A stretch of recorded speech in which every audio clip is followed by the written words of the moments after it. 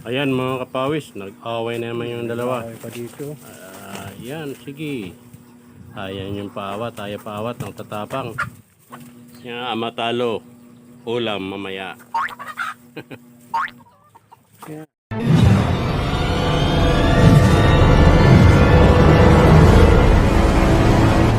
Anak pawis.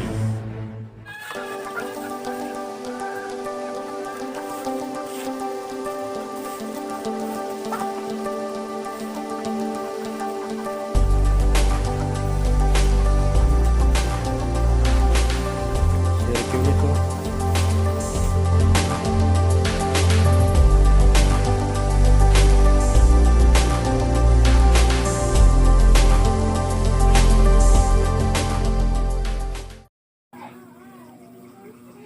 Hello po, magandang araw sa lahat.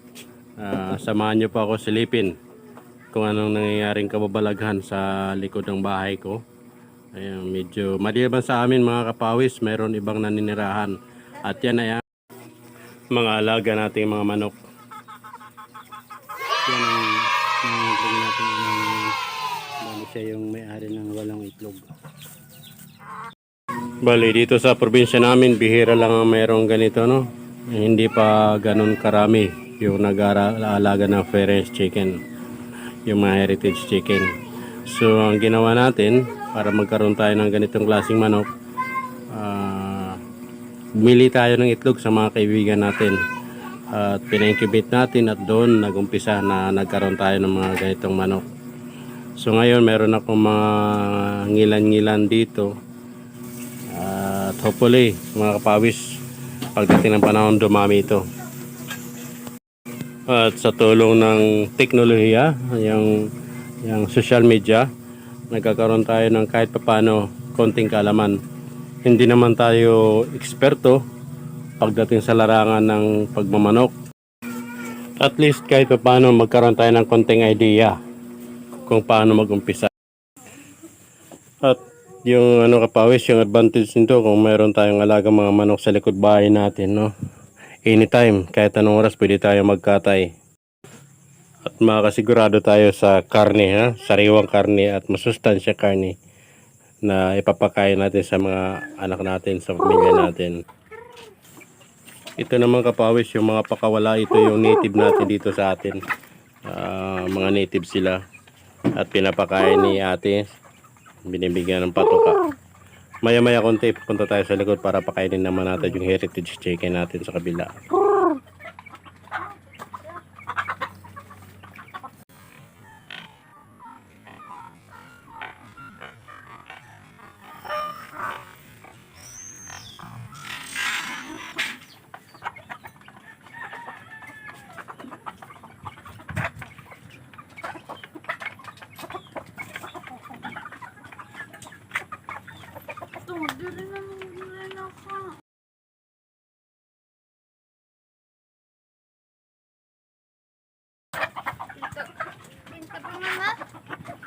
Hmm? 2 hours later. Ay, ngayon magpapakain tayo mga kapawis ng manok. Saglit lang, yeah. Nakakagulong mundo.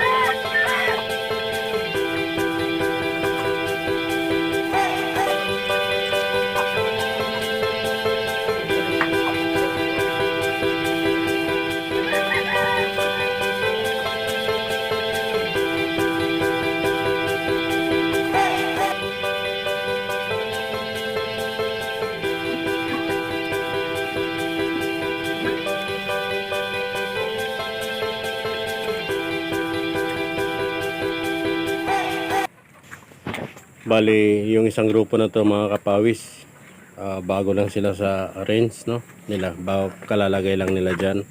Kaya hindi ko muna sinama sa mga lalaki kasi tinutukan sila. Kinakaltukan sila. So ngayon, pag nasanay na sila sa area, saka ko sila pakakawalan para sama-sama na silang lahat. Para one big happy family.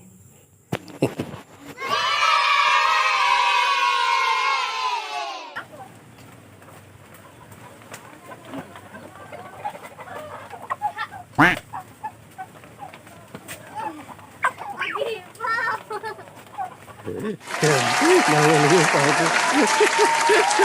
Nahuli.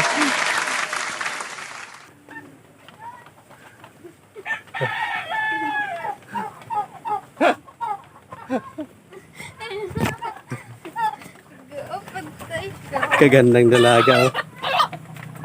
Kain pa mo, kain. Kasali ka. Oh!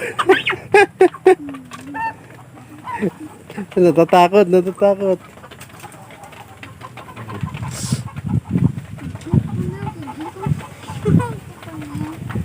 Hello.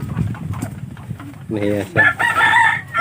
Meron tayong ginawang paitlogan na dito sa kabila. Oh. Meron tayong dalawang pugad. At meron dito isa pa. So baka bukas may mga itlog na dito. Wala pang itlog. Yan. Yan kapawis, sarap tingnan, no. Siguro kung hindi namin kinakata yung iba, marami-rami na yan. Pero okay lang yun mga kapawis kasi yung kinakate namin puro lalaki. Yung mga babae kasi nire-reserve namin yun eh. Iniingatan namin at minamahal namin.